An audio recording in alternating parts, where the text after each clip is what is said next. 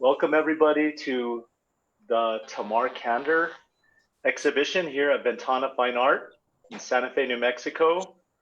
The title of Tamar's show tonight is Topography of Color, and we're very excited to have all of these wonderful, beautiful, visually interesting paintings and beautiful Tamar on the other side in her studio.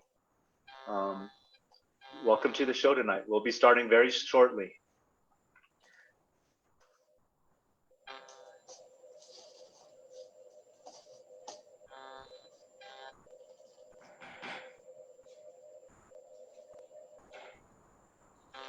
It's a beautiful fall day in Santa Fe. We welcome you to the gallery to see this new exhibition of paintings by Tamar.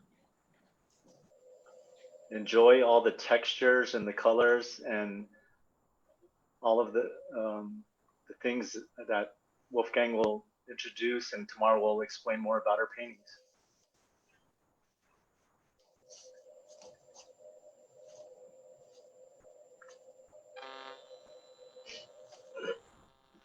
No, I think I'm fine now.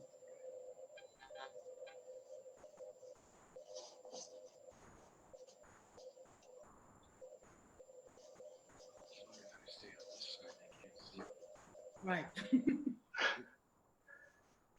Again, welcome to Santa Fe, New Mexico, as we go through Tamar's beautiful exhibition, Topography of Color. Wolfgang is ready. We're getting ready to have Connie introduce the show and Tamar to help us elaborate on her paintings.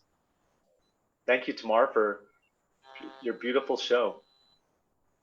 Well, this is a good opportunity for me to thank you all, everybody at Ventana, for all the work.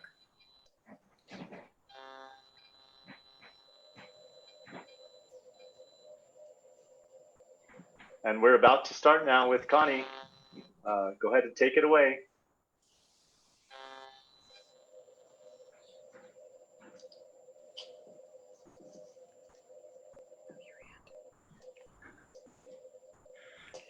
Welcome to Ventana. It's live from Santa Fe.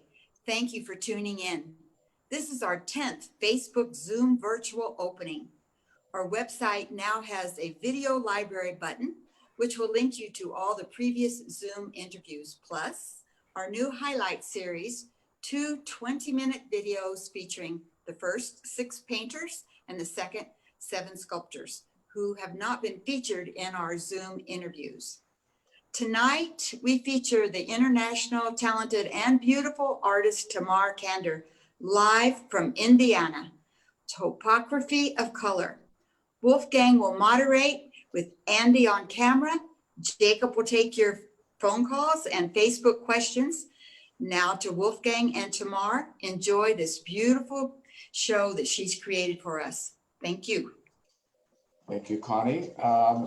Tamar, we are so excited about your topographies. That's why we called it Topography of Color. Every painting is a feast of textures and different kinds of translucency and collaged things into there. So we're going to start with a painting called Channel 1. It's 40 inches high by 30 inches wide. And Tamar, I want to hear about the painting and maybe a little bit about your process, because you have a unique process that fits right into abstract expressionism. Yes. Well, you know, so often people ask me, how do you start? How do you start a painting? And it's such a good question. I'm really very right-brained, and the process is so not intellectual. I literally will choose colors, and I may have a very basic plan of where I want things to go. And in this case, with this painting, I knew that I wanted a central channel, if you'd like, a central passage. And I've used this unconsciously a lot in my work lately, where there will be a passage of light that goes through the canvas. So the word channel, I love it because you can use it as a verb. It is a word used to describe the joining of 2 larger bodies of water, which is what I'm suggesting here. And the way I started the piece, I always start flat. And I used lots of different mediums to create the kind of quality that I want. And I use collage, which is always something personal to me. It can be, I can go into that further, but I don't just use anything. It has to have a meaning to me. In this case, I think I used quite a lot of photographs that I had taken of water. And some of them are not even visible. Things get covered over and it doesn't matter. I know they're there. Sometimes they show through, but they go to creating the surface that I want. I use drywall compound, marble dust, all sorts of paper collage.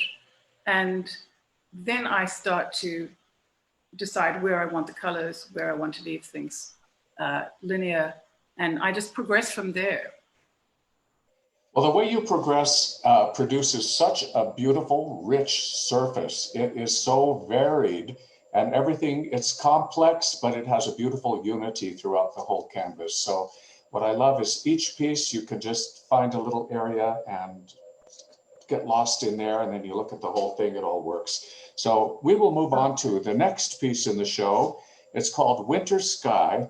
And I'll tell you, winter has never looked so good. This is just beautiful. You've got the essence of winter there, and I just love it. So Tamar, tell us about this piece. Well, you know, with COVID, we were all told to stay home, and everything was so different. And yet I would go outside and everything was the same. The birds were still singing and the sky was still a beautiful blue. And it was such a strange feeling. And actually such a comfort to me. So I spent a lot of time, and this winter sky is very much the dark gray blue that we get out here in the Midwest, and the fields turning to yellow. So this is very much about just the nourishment that I got from nature, that I get from nature, generally always, but even more so during the very strange COVID period that we're going through. Well, and so many of us appreciate the gray sky and the winter, and that there's just something so comforting about that. You've really captured it. All right, we're going to move on to another really stunning painting. It's got water in it. It's called Gulf 1, and it's 36 inches high by 12 inches wide. A stunning piece. Tamar, tell us about this. Well, you know, I love the water, and I love the very horizontal quality of it. So it was really fun to think about doing a Gulf painting that was skinny and narrow and tall and vertical instead of the other way, and still trying to create a real feeling of space. So we've spent quite a bit of time in the Gulf of Mexico, and I did this and its companion right when we came back, and it was all the colors were fresh in my mind. And I try, I think, to create the illusion of space, but at the same time, I want to reinforce the fact that this is a flat picture plane. And I reinforce that by using textures and by using marks on the surface and drawing on the surface. So I like the interplay of that sort of the contrast, that I'm trying to create depth, especially when I'm alluding towards landscape, but it's a flat piece of canvas. And I just love that interplay. Stunning work. Alrighty. Gulf 1 is the title. Now we're going to move on to another painting that's part of a kind of a two that she worked on somewhat simultaneously. This one is called Cloud Cover with Cat. And I found a couple of cats in there. There's one literal cat up high, and Andy will focus in on it. But, you know, Tamar, tell us about this beautiful piece. Look at that gorgeous little cat. How graceful. Well, that's the cat that appeared in the studio, so he needed to make it in. But I started this painting, I just knew that the colors I wanted to use. And when I put the dark down, again, it suggested landscape. And I really think that there's been more landscape in my work since COVID, that it's just been a thing that has got me through. So once I had the horizon, I just continued on and just had a ball building up the texture.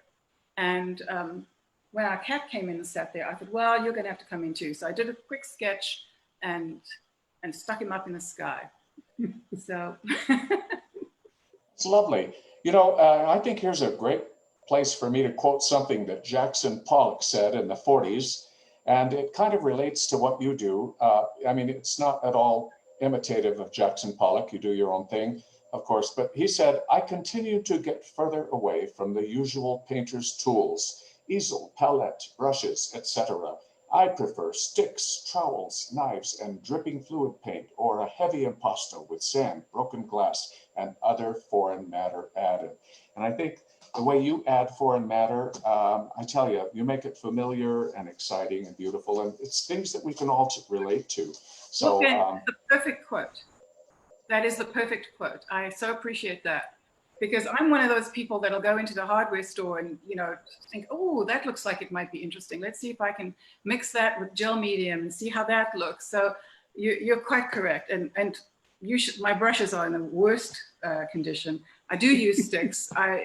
So that's an excellent quote. Thanks for, I hadn't read that. Thank you. Well, you're welcome. It's certainly applies. So let's move to the next painting.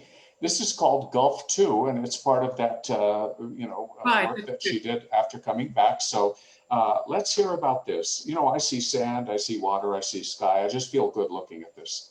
Right, and I think when I create these, I'm not trying to say, oh, okay, so this is the shore, and this is the sky, and it's much, as I said before, it's a very intuitive process.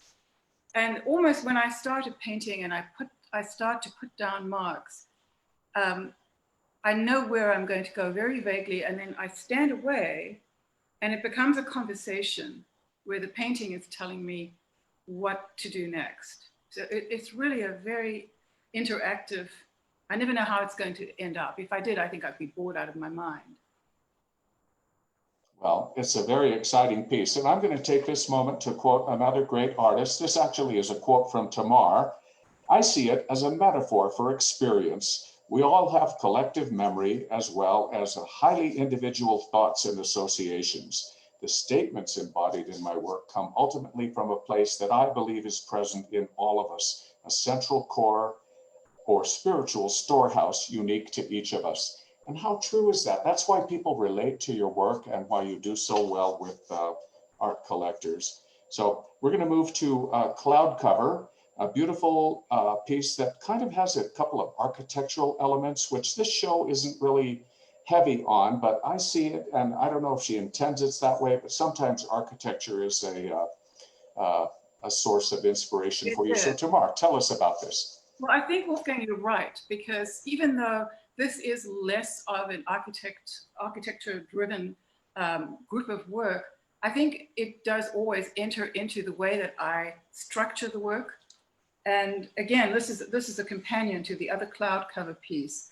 And this almost, during the time that I did this, I really got to thinking about Cape Town, South Africa, where I grew up, and Table Mountain, and the cloud cover that would, called the tablecloth, that would come and descend onto the top of the mountain. So again, it's a piece that I feel is representative, and yet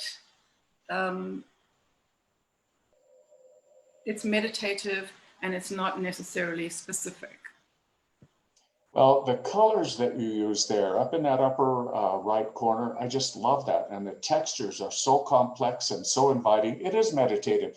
You just draw people right in, and it's hard to come back out. I'm telling you, I love it. So let's move on to the next painting, Channel 3. Another gorgeous piece, 40 inches high, 30 inches wide. Gosh, colors in here are stunning. Now there's two pieces together here. So the one on the left is called Channel 2. So these are both channel paintings. They would make a great pair or a triptych, even though they're not designed as such. They're available individually. But let's talk about Channel 3, Tamar. And before we get to it, I see the little kind of almost like scribbly marks. I want to quote Robert Hobbes, a great contemporary scholar of late modernism. He says, and you know, he was kind of thinking about Robert Motherwell when he said this, but abstract expressionism process, scribbling or doodling to coax the mind to release its sub or pre or unconscious elements, reflecting on those improvisations to see what kind of structure they suggest, and ordering the elements into a composition that considers these structures and builds on them. And, you know, there's gorgeous structure in here. There's free scribbles. Tamar, tell us about this Well, painting. Wolfgang, you said it all. We can go to the next painting. Oh my God, but it's in there, isn't it? And, you know, I'll tell you, you know, I don't know if you ever read that because it's art criticism early in the 40s, but it just informs your work. And it helps people understand, I think, when they're not starting out as fans of abstract expressionism. Right. But you capture it all. I love the colors. I love the design. It's so rhythmic. Everything is exciting about this. So if you want, we'll move on to channel 2, the neighboring painting, and you have to talk more about this. Okay. Because you Well, made I it. did these 3 paintings together, and they all have that central bridge, the central passage, which is sort of a spiritual passage as well as literal. And I just love using the blue. And this is not something, I almost started using blue as a challenge a few years ago because I'm naturally drawn to the neutrals, the blacks, the cream, the spice, the hot spice colors, paprika and cumin, all those colors. And I set about trying to use blue because I thought this is a challenge and I need to be out of my comfort zone. So these pieces were very much using the blue. And as you said, the scribble really did loosen me up. And I just had a super time. And by now I'm loving blue. You're wearing blue. I'm wearing blue. So we're all on the same page. I had a ball with these 3 paintings. I really loved them. Well, let me tell you something I mentioned to some people earlier. I was thinking about that newly discovered blue. I won't get into that, but it's the first new blue in 200 years. It's I just haven't seen people mix up blues the way you do with things that aren't that new pigment, or even with that new pigment. I love what you do with the variety of blues. It's just a feast of different things. So, alrighty, let's move to another really wonderful, meditative, beautiful, inviting piece. This is a diptych. It's called Moonlight Stroll. It's 48 inches high, and the total width is 66 inches. I love, you know, you've got structural lines in here that are very almost random, but they do set up a gorgeous structure. So Tamar, tell us about this magnificent piece. Well, my first idea was I wanted to play around with 2 panels that are of unequal sizes. So the left-hand panel is a little bit wider than the right.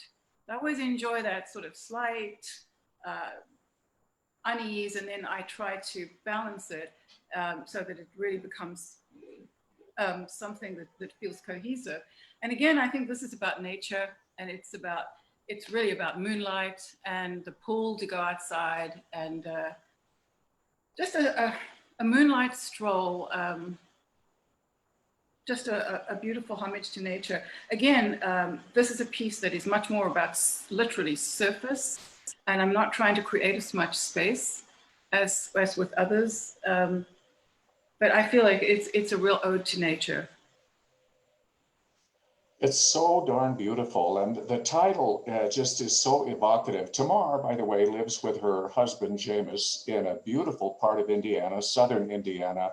There's trees, there's music. It's just such a lovely place to live. And they actually, Jameis was telling us earlier, they swim or do moonlight strolls. They swim, they have a lake right that they live on. So they swim in there, weather permitting.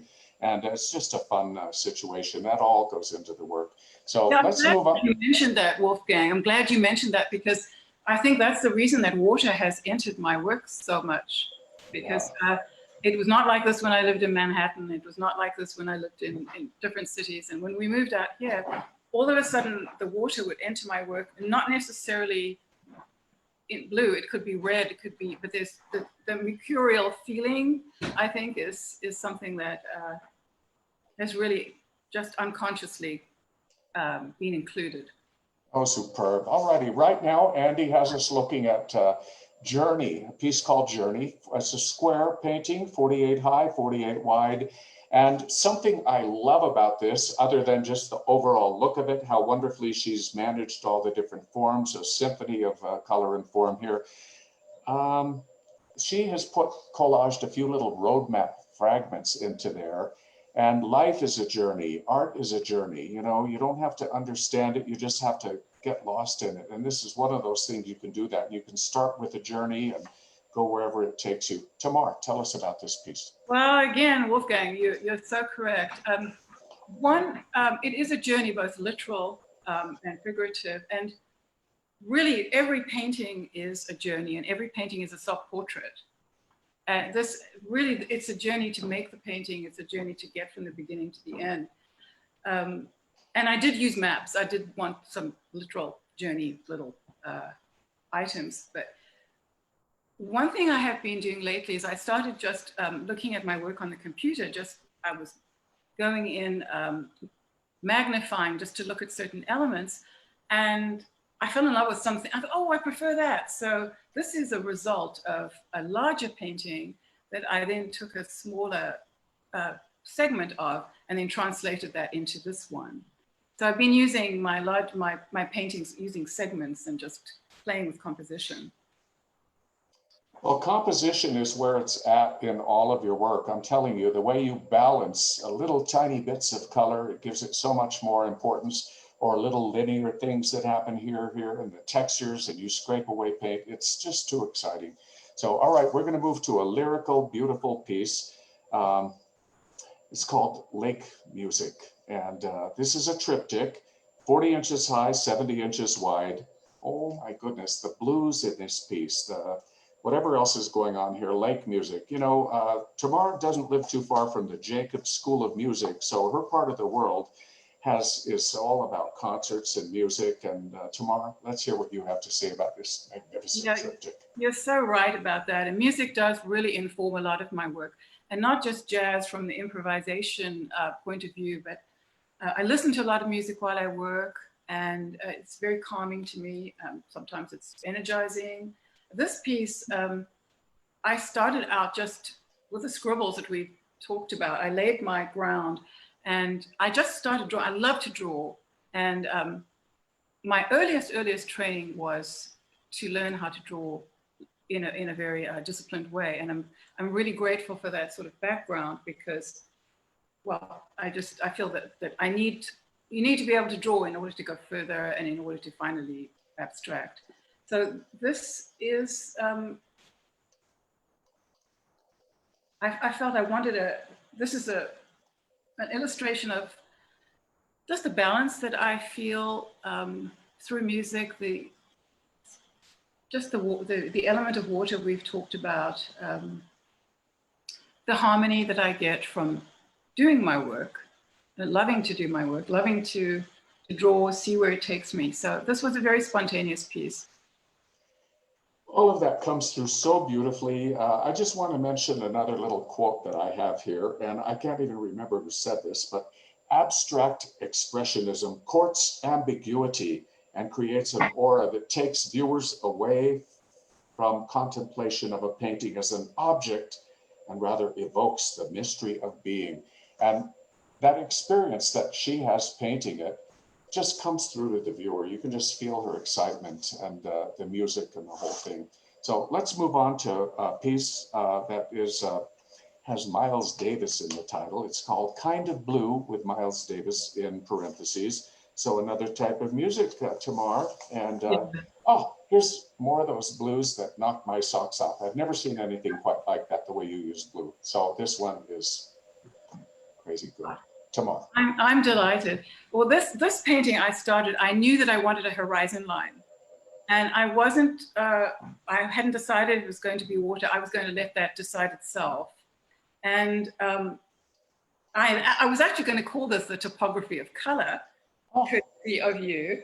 And then I was listening to so much jazz and I wanted the blue in there because, as I've described before, it's not something that I've been instinctively drawn to, but now I'm loving it. I'm just loving using blue. So this was a very evocative painting that just sort of built. I kept building and I kept getting closer to a feeling of water and then going back to a feeling of land. And I turned the painting upside down. I turned it sideways just to try to dissociate from the usual way of looking at things. And I think another artist mentioned this, and I do this too. I'll take a painting out of my studio, put it somewhere else in the house so that I'll see it differently. I'll be making a cup of coffee and turn around. There's the painting, and all of a sudden,